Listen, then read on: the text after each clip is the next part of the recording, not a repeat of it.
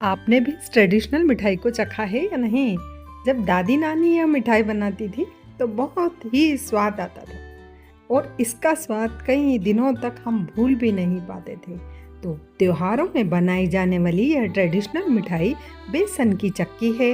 आप बेसन की बर्फी भी बोल सकते हैं इसे। यह बहुत ही टेस्टी रहती है और कई दिनों तक स्टोर करके भी रख सकते हैं। तो अंदर से एकदम सॉफ्ट, मुलायम और मीठी मीठी सी यह मिठाई बहुत ही कम सामान में और आसानी से घर पर ही बन जाती है। तो इसके लिए बस हमें मोटा बेसन लेना है।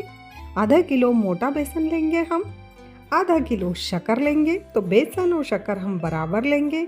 125 ग्राम हम कोकोनट को ग्रेट कर लेंगे और हम लेंगे इसमें 200 ग्राम मावा और 50 ग्राम सूजी या रवा, 20 से 25 काजू, 8 से 10 इलायची और 20 से 25 बादाम और हाँ, ऑरेंज कलर या पीला कलर, आपको जो कलर पसंद हो वो ले लीजिए।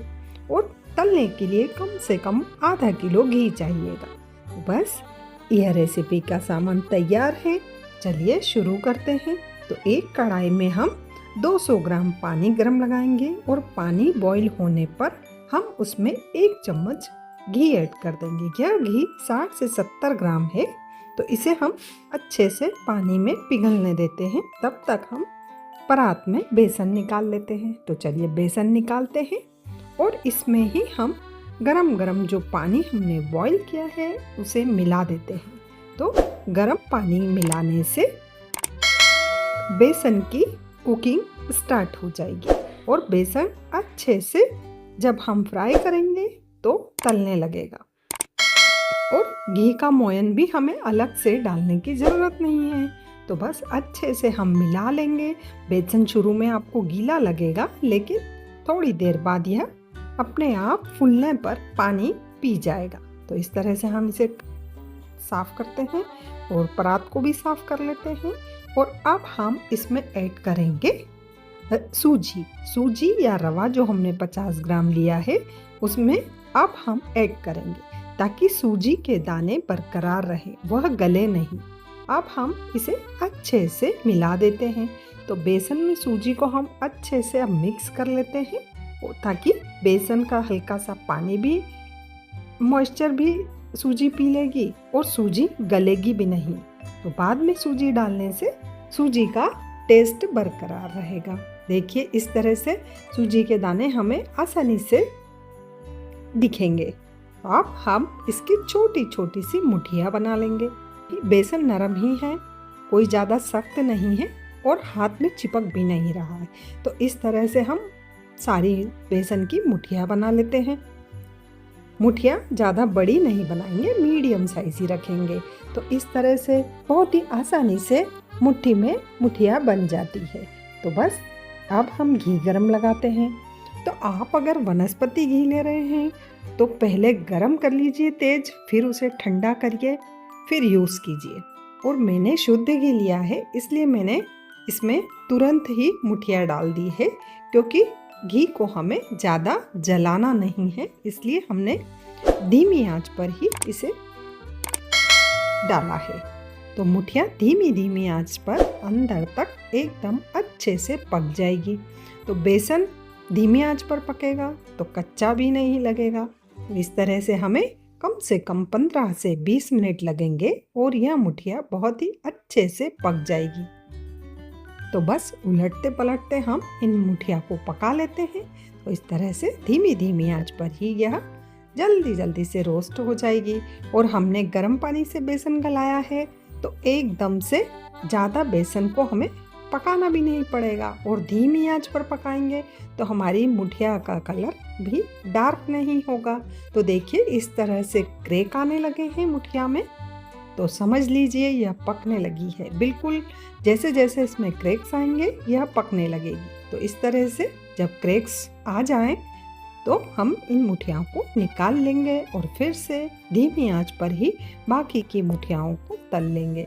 तो इनमें थोड़ा सा समय लगेगा, लेकिन बहुत ही मिठाई टेस्टी बनेगी। इस तरह से हम सारी मुठियाओं को तलेंगे और अब जो मुठिया तल ली है उसे हम गरम गरम ही क्रैक कर देंगे। तो हम इन्हें तोड़ देंगे ताकि इनका मॉइस्चर उड़ जाए और हमें पीसना जब है तो ये ठंडी भी हो जाए। तो इस तरह से हमें इन्हें तोड़ देना है ताकि ये ठंडी होने पर पीसने में आसानी रहेगी। अब हम इलायची और काजू 2 से 3 चम्मच शक्कर डालकर पीस लेते हैं ताकि अच्छे से ग्राइंड हो जाए। तो देखिए इस तरह से काजू और इलायची का पाउडर बन गया है। बादाम को थोड़ी देर पानी में गला देते हैं और अब हम देखिए मुठिया जो हमारी ठंडी हो गई है उन्हें हम पीस लेते हैं। तो बस ऐसे ही हम सारी मुठियाओं को क्रैक कर लेंगे और फिर उन्हें ठंडा करके पीस लेंगे। तो इस तरह से हमारी सारी मुठियाएँ तल भी गई है और हमने इन्हें पीस कर रख भी लिया है। देखिए अब हम इसे छान लेते हैं ताकि इसमें जो छोटे छोटे टुकड़े होंगे वो निकल जाएंगे और बेसन का जो दाना है वह पूरा एक सा आएगा। तो बेसन चक्की में दाना पूरा एक जैसा आएगा हमारी। तो इस तरह से अब यह जो बचा है उसे या तो फिर से पीस लेंगे या फिर हम किसी और काम में ले लेंगे। तो देखिए अब घी गरम है, इसी में से हम 1 चम्मच घी लेंगे और जो हमने बेसन को छान के रखा है उसे हम थोड़ी सी देर के लिए रोस्ट कर लेंगे।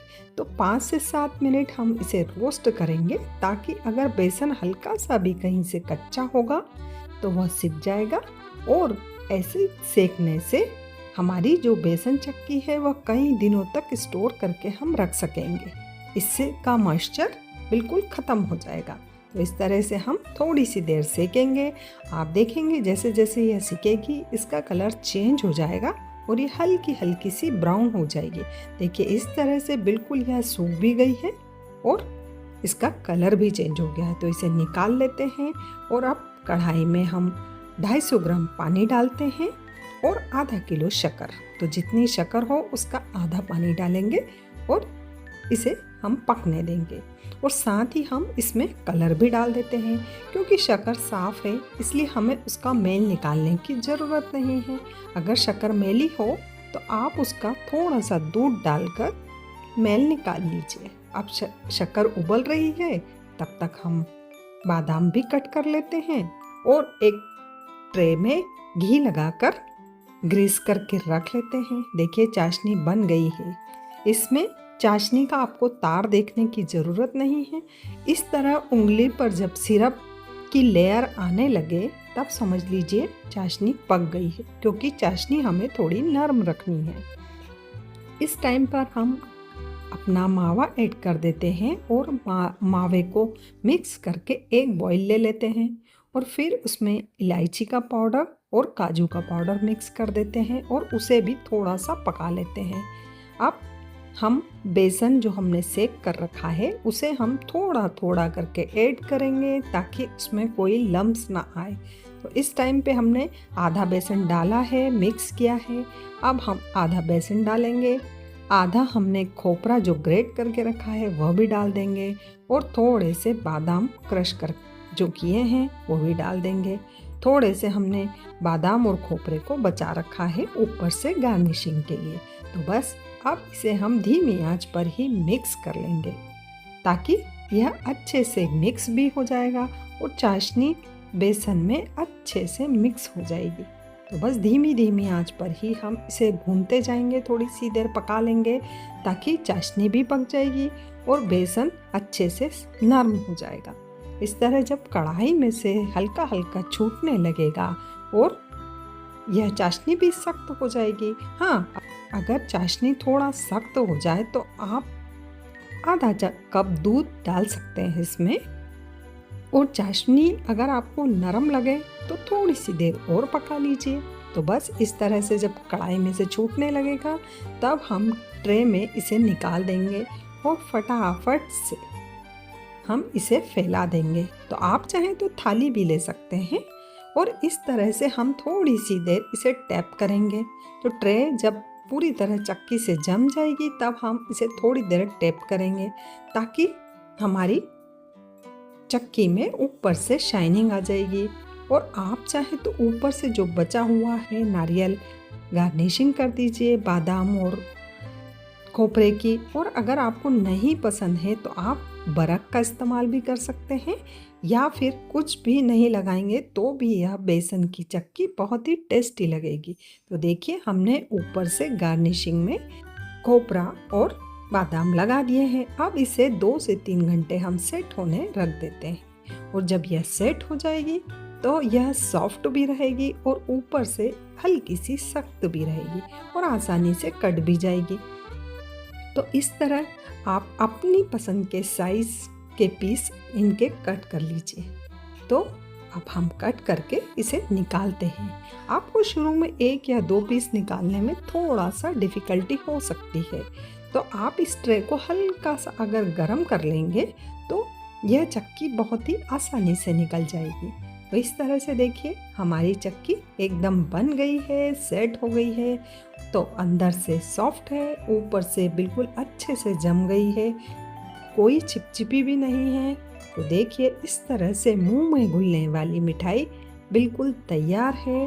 तो हमारे दादी नानी की रेसिपी है, इसे ज़रूर से ट्राई कीजिए आप।